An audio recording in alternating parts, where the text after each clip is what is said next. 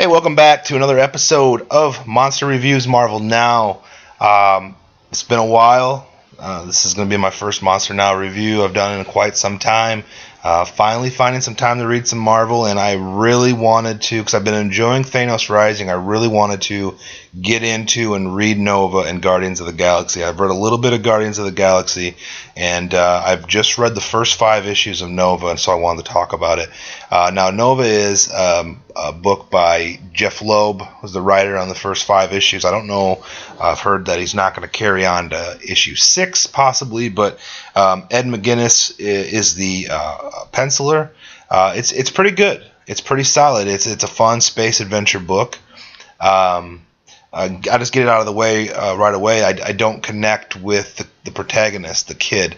And I think it's just me with books with teen protagonists, books that maybe try to be written for teens. I have the same problem with Superior Spider-Man, or Spider-Man books in general. And now, not to say that Nova is on the same level as Spider-Man. Obviously, Spider-Man has such a big following and movies and things like that. But Spider-Man, to me, is just one of those characters you got to kind of get into when you're younger, just to connect with it, And I never read Spider-Man when I was younger. Now I'm a man in my 30s, so I really don't get into that. I have the same kind of problem with this character of Nova.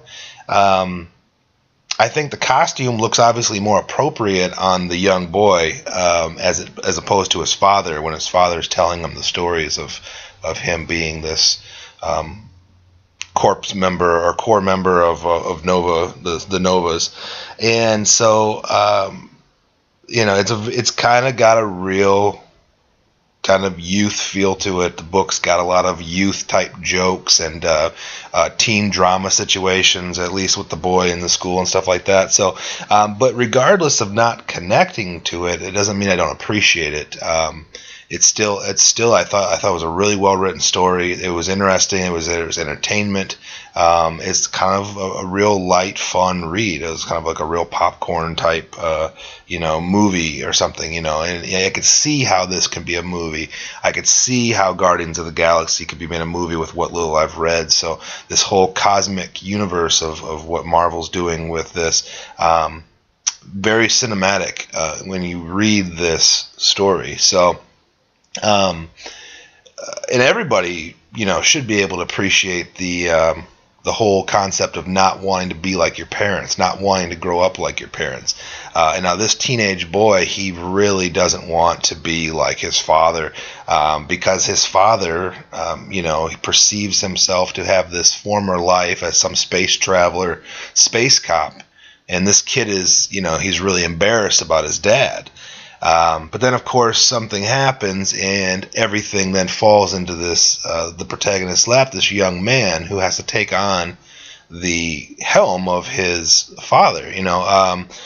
He is approached by a talking raccoon. Now, I love the talking raccoon, and I might, as I get into reading Guardians of the Galaxy, I might connect with that more than I do with Nova, and I'll still get, from what I understand, my talking raccoon. So, and me being a Beatles fan, the name Rocket Raccoon, obviously I enjoy that, and I hear Paul McCartney whiny croon of Rocky Raccoon whenever I see him. So that's fun.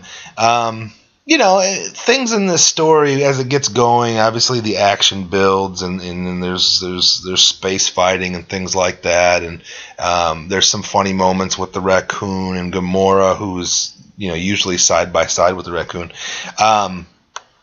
But things happen maybe a little too easily. But it is a comic book, But I mean, there's a little bit too much convenience to the kid and what he's able to do. But you take that with a grain of salt, because it is, when you look at the story, you know its intended purpose, and it's not something that it fits. It's all I can say is that it fits. So but like I said, it's a story of parent-child disconnect, reconnect.